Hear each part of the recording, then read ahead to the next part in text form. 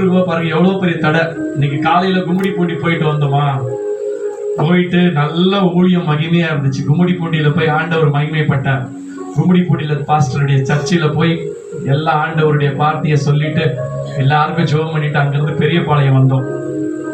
பெரியபாளையத்துல ஆண்டவர் பலத்த கிரியை செய்தார். செய்துட்டு அங்கிருந்து கார் எடுத்தார். கார் எடுத்து கொஞ்ச தூரம் வரத்துக்குள்ள பாத்தீங்கன்னா கார் தாறுமாறா ஓடுது. கார் எப்படி ஓடுது? தாறுமாறா ஓடுது. சொல்றாரு, காரு சார், கார் ரோட்ல பறக்குது சார். நான் ஒரு பக்கம் பிடிச்சா அது ஒரு பக்கம் போகுது சார்.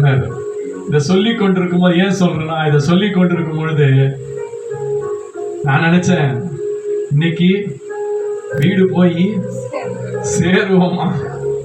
அங்கேயே ஐயாக்கு என்ன ஆயிடுச்சுன்னா, நான் இன்னைக்கு வரல சார், நான் பட்டாபுரம் கேன்சர் சார், நான் வீட்டுக்கு போறேன்ட்டாரு. எனக்கு என்ன ஆயிடுச்சுன்னா மனசுல பெரிய துக்கம். ஏன்னா உங்களெல்லாம் பார்க்க முடியாது, நாங்கெல்லாம் பாக்கியவான்கள். உங்களெல்லாம் பார்க்க வந்திருக்கிறா, கர்த்தர் உங்களை பார்க்க முடியாது எங்களை வச்சிருக்கிறாருன்னா, உங்களுக்கு ஆண்டவரை பத்தி சொல்ல இந்த வாய்ப்பு கொடுத்திருக்கிறாருன்னா கர்த்தருக்கு நான் நன்றியை செலுத்துகிறேன். மிகவும் சந்தோஷம். என்னடா நம்ம டீம்ல அந்த ஒரு ஆள் கழட்டிட்டு போறாரு. கடைசி வரைக்கும் காரை நிறுத்தணும். இவர் காரை நான் இது வரைக்கும் ஓட்டுனது கிடையாது. நீ சொன்னேப்பா உங்க காரை ஃபர்ஸ்ட் கொடுங்க, நான் ஓட்டி பாக்குறதுக்கு என்ன பிரச்சனை இருக்கு. ஏறி உட்கார்ந்து அப்படி ஒரு ரவுண்ட் அடிச்சேன். உண்மையா சொல்றேன், ஆண்டவர் முன்னாடி சொல்றேன், அந்த காரை அவர் எப்படிதான் ஓட்டிட்டு வந்தாரோ தெரியல. ஒரு சின்ன ரவுண்ட் அடிக்கிறதுக்குள்ள கார் இங்க இருந்து அங்க போகுது. காலில் பிரேக் வச்சா இங்க அடிச்சா அங்க போய் நிக்குது வண்டி. நான் கேட்டேன், ஏன்பா இப்படி நிலைமையில என்ன 100 கிலோமீட்டர் 120 கிலோமீட்டர் ஸ்பீட்ல பைபாஸ்ல கொண்டு வந்தியா? இயேசுவே என்ன ரட்சித்தீங்களே ஆண்டவரே. காரணம் பட்டாபுராமுக்கு போகணுன்றதுக்காக கர்த்தாவே எங்களை பத்திரமா கொண்டு வந்தீங்க. இந்த அன்பு முகங்கள், இந்த அன்பு உள்ளங்கள் எல்லாம் பார்க்கணும், இவங்களுக்கெல்லாம் இயேசுவை பத்தி சொல்லணும்ன்ற ஆசையோட என்னை கொண்டு வந்தீங்களே ஆண்டவரே. பத்திரமா ஆண்டவர் கொண்டு வந்தார். நான் சொன்னேன், சரி கார் இனிமேல் ஓடுதோ ஓடலையோ, இங்கேயே எங்க வீட்டு முன்னாடியே விடுங்க. அவருக்கு வண்டிக்கு சொந்தக்கார இல்ல, காரை இன்னொரு இடத்துல விடுறதுக்கு அவருக்கு மனசு வரல. அவர் சொல்ற, நான் எடுத்துட்டு பகலாவே என் வீட்டுக்கு திருவத்தூர் வரைக்கும் போறேன். நான் சொல்ல, காரை இங்க விடுப்பா, கார் எங்கேயும் போகாதுப்பா, என் வீட்டு முன்னாடி விடுனா ஏசப்பா காரை பார்த்து பாருப்பா. ஏன்னா என் வீட்டு முன்னாடி யார் இருக்கிறா? ஏசு கைவிடார். ஏசு ஒரு நாள் கைவிடார். ஹல்லேலூயா. எங்க கார் பத்திரமா இருக்கும்னு சொன்னேன். அவருக்கு சோர்வு. ஒரு பக்கம் இன்னொரு பிரதர் இன்னைக்கு பார்த்து கர்த்தர் இந்த பிரதரை கொண்டு வந்தார். அவர் ஒரு பக்கம் சொல்றாரு, நீங்க எங்கேயும் போவாதீங்க, என் வீட்டு முன்னாடி கொண்டு வந்து காரை விடுங்க, என் வீட்டு முன்னாடி எவனும் வர மாட்டான், கேமரால பார்த்துட்டு இருக்கேன். பாருங்க, ஏன் சொல்றேன்னா, என்ன தடை வந்தாலும் என்ன பிரச்சனை வந்தாலும் இன்னைக்கு இயேசு நமக்காய் ஜீவித்துக் கொண்டிருக்கிறார். இயேசு உங்களை கைவிட மாட்டார். நீங்க சரியா இருந்தீங்கன்னா இயேசு சரியா இருப்பாரா? இருக்க மாட்டாரா? நம்ம சரியா இருந்தா அப்பா என்ன சொல்லுவாரு? டேய், நீ சரியா இருடா, முதல்ல நீ ஒழுங்கா படிச்சு நீ ஃபர்ஸ்ட் ரேங்க் எடுத்தீனா உனக்கு என்ன பண்ற? நீ கேக்குறத சொல்ல மாட்டீங்களே, கேக்குறத வாங்கி தர. இன்னைக்கு ஏசப்பா என்ன சொல்றாரு? நீ ஒழுங்கா இருந்தீனா, நீ சரியா இருந்தீனா, நான் உன்னை சரியா வச்சுப்பேன். உன் வண்டி சரியா ஓடும்.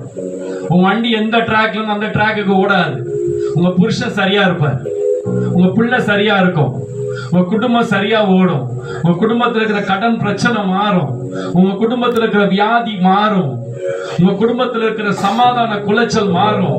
உங்க பிள்ளைக்கு திருமணம் ஆகலனா கர்த்தர் திருமணத்தை வாய்க்க செய்வார். உங்களுக்கு வேலை இல்லைன்னா கர்த்தர் நல்ல வேலையை கொடுப்பார். எல்லாம் நடந்துச்சு பாருங்க. கடைசியில ஒரு வழியா எங்க சகோதரன் காரை போட்டார். அதுக்கு மேல அவருக்கு பெரிய குண்டை எங்க இன்னொரு சகோதரன் போட்டார். இன்னைக்குதான் இந்த காருக்கு லாஸ்ட், இந்த காரை நீங்க விற்கிறீங்க, வேற காரை வாங்குறீங்க அப்படின்னு. இந்த காரை வச்சுட்டு ஊழியத்தை இவருக்கு பயம் கொடுத்து சொல்லுக்குள்ள என்ன, இன்னைக்கு ஊழியத்துக்கு வந்திருக்கோம், இப்பேற்பட்ட கார்ல நம்ம போயிருக்கோம். எனக்கு கார்ல இருந்து இறங்கினோட எனக்கு பதட்டம் ஆயிடுச்சு. இவர்கிட்ட சொல்றதுக்கு எனக்கு வாய் இல்லை. இயேசுவே இந்த கார்ல எங்களை பத்திரமா கொண்டு சேர்த்தீங்க. ஏன்னா வண்டி அவ்வளவு பேட் கண்டிஷன். இதுக்கு மேல ஒரு பிரச்சனையை சொல்றேன். யாரு கல் எடுத்து அடிச்சாங்களோ என்ன ஆச்சோ தெரியல, ஃப்ரண்ட்ல இருக்க கண்ணாடி அப்படியே உடைந்து போய்விட்டது.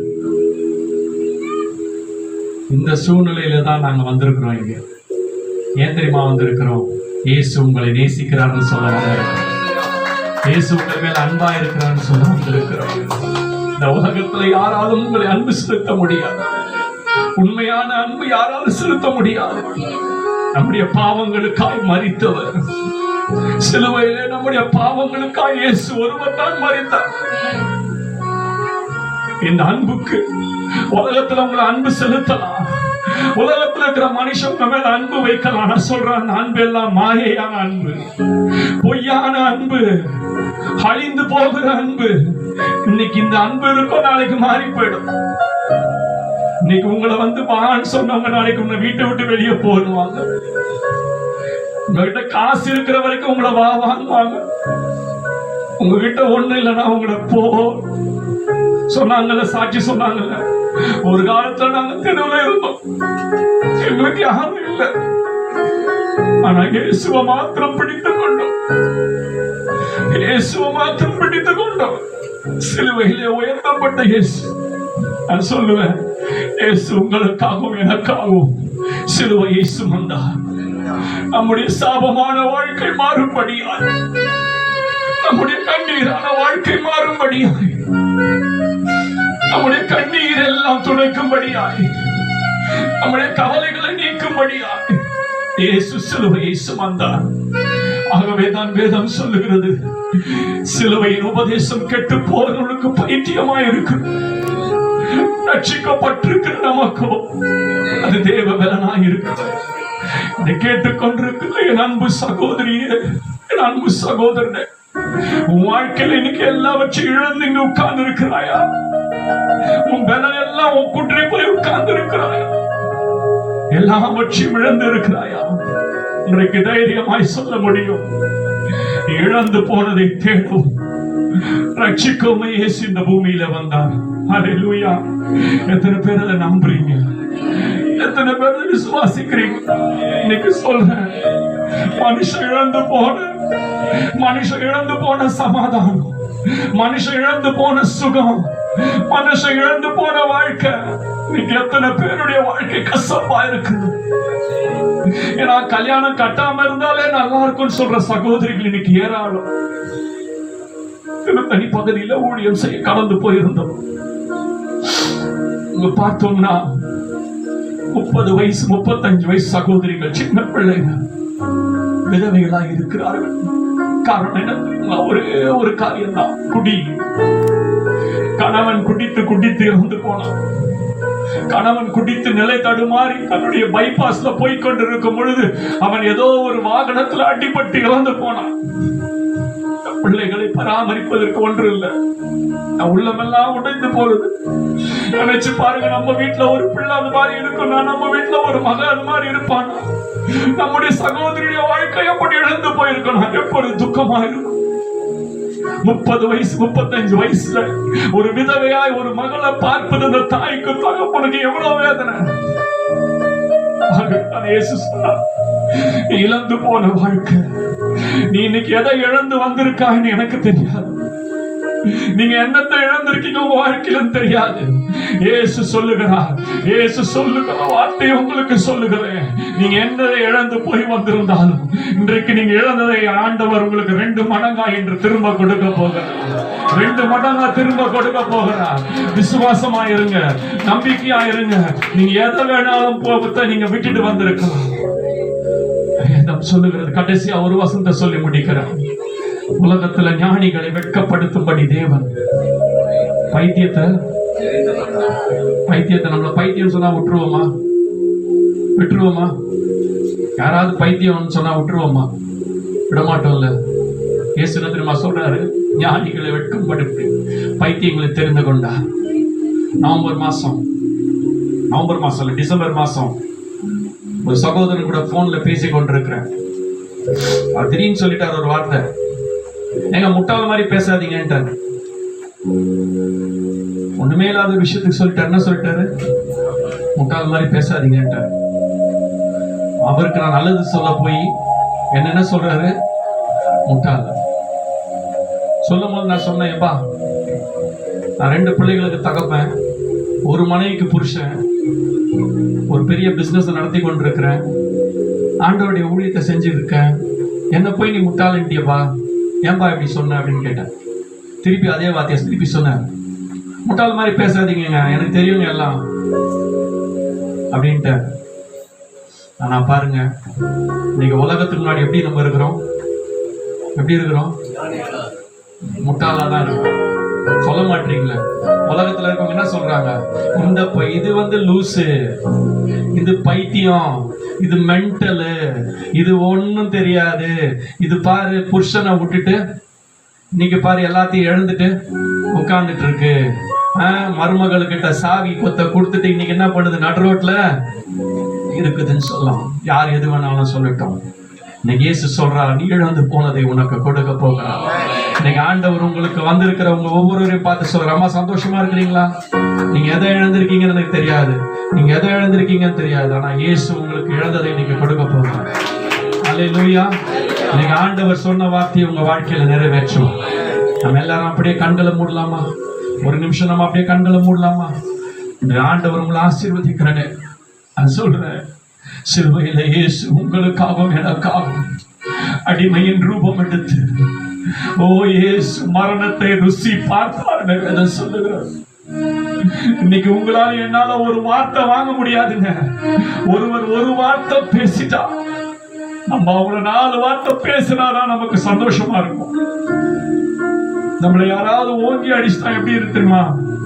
திருப்பி ஒரு அறை விட்டாதான் நமக்கு நல்லா இருக்கும். நான் இன்னைக்கு சொல்றேன், பாவம் அறியாத இயேசு, பாவம் செய்யாத இயேசு, ஒரு குற்றமும் செய்யாத இயேசு, உங்கள் நிமித்தமும் என் நிமித்தமும் இயேசு பலியானார். ஹல்லேலூயா. இயேசு பலியானார். உங்களுக்கும் எனக்கும் வாழ்வழிக்க என் அன்பு அக்கா, என் அன்பு தாயே, என் அன்பு தங்கச்சியே, உன்னை பார்த்து இயேசு சொல்றார், உனக்காக நான் என்னுடைய சரீரத்தை பலியாய் ஒப்பு கொடுத்தேன். சிலுவையில இயேசு உனக்காக எனக்காக மரித்தார். இயேசு நிச்சயம் அந்த இயேசு அற்புதத்தை செய்வார். நீ எதை வேணாலும் இழந்தீங்க உட்கார்ந்து இருக்கலாமா? இயேசுவை மாத்திரம் இழந்துடாதீங்க வாழ்க்கையில. இயேசுவை மாத்திரம் கெட்டியா பிடிச்சுங்க.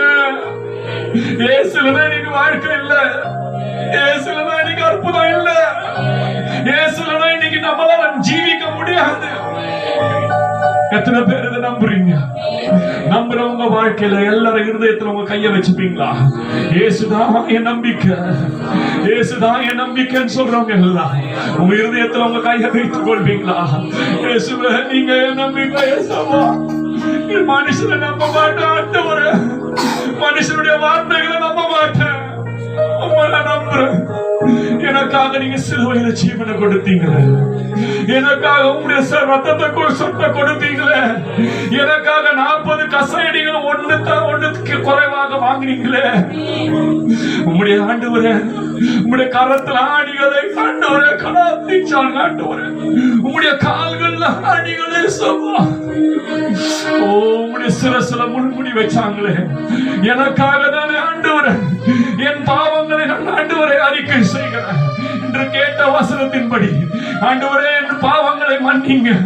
இனி நான் பொய் சொல்ல மாட்டேன் ஆண்டவரே, இனி ஒருத்தருக்கு ரோலமா பேச மாட்டேன் ஆண்டவரே, தீமையான காரியங்களை ஈடுபட மாட்டேன், என் கண்களை பரிசுத்தமா வைத்துக் கொள்வேன் சொன்னீங்கன்னா, இன்றைக்கு நீங்க இழந்து போனதை இயேசு உங்களுக்கு திரும்ப கொடுப்பார். நான் இயேசு சொன்னதை சொல்லிட்டேன். அவரை நம்பின யாரும் வெட்கப்பட்டு போவதில்லை, அவரை நம்பின யாரும் வெட்கப்பட்டு போவதில்லை.